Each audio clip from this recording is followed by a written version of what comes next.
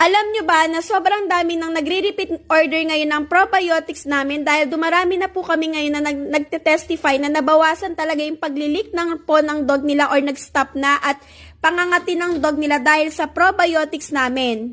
Again, ang probiotics na po na ito ay hindi po pwedeng isabay pag sa LCV or Puppy MVP pag ang dog nyo ay healthy.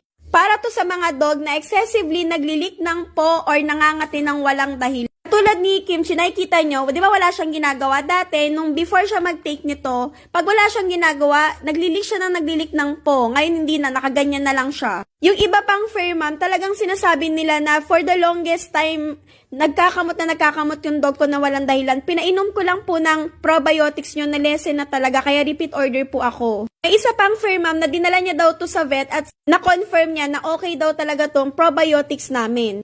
Kakarista ko lang po ngayon, baka bukas wala na naman